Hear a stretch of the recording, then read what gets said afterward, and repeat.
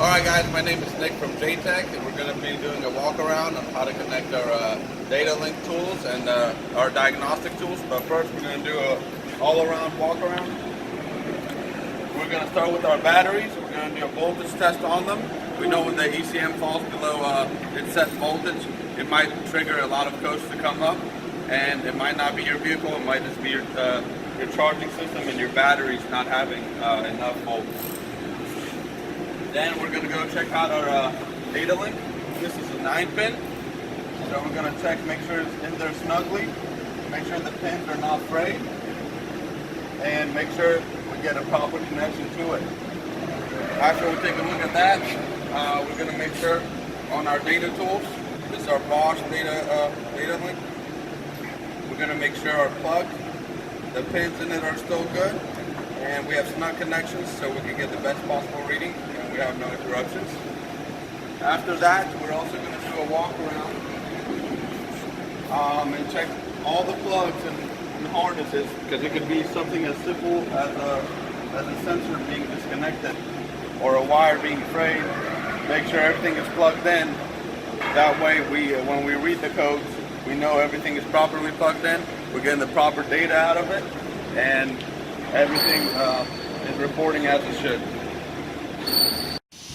Alright guys, now we're going to do our voltage test on the batteries. So what you want to do is keep them in series, and we want our voltage to be around 12.6 would be optimal.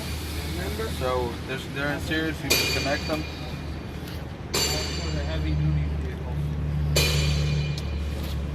And as you see, we have about 12.4. Optimal will be about 12.6. That's not too bad of a voltage. You want to make sure your batteries have enough power the ECM, because if the voltage drops on the ECM, it's going to shoot more codes into it. Now we're going to move over to the data link next. Alright guys, so we have our voltmeter here. We set it to ohms. We disconnected our batteries, and now we're going to check our data link. You're going to check your data link pin C and D. See how many ohms they have. We should be right at 60 ohms. We're at 59.5. So that was close enough for us. You want to make sure the battery is disconnected. If you're getting too high of ohmage, that means around 120, you should be missing a resistor, or a resistor has gone bad.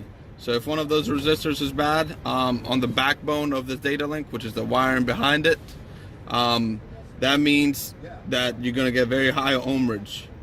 So this just checks to make sure that we get the proper data onto our Bosch system and our computer. Alright guys, before we connect our data link to it, you want to also make sure all your plugins are where they're supposed to be. It comes from like the simplest steps. If something is disconnected, obviously it's not going to work right, and there's going to be an open or short code thrown on there. So we're going to look at our ECM, and when we look at it, you want to make sure your plugins are tight in there and snug. And then you also want to go around and make sure on the wiring harness, just your sensors.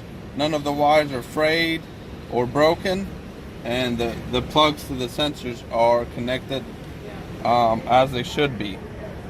If anything is disconnected, it's going to show an open or your ECM and throw a code on there. So it could be as simple as that. We want to make sure if something goes wrong, the data is right, and it's reporting the ECM as it should.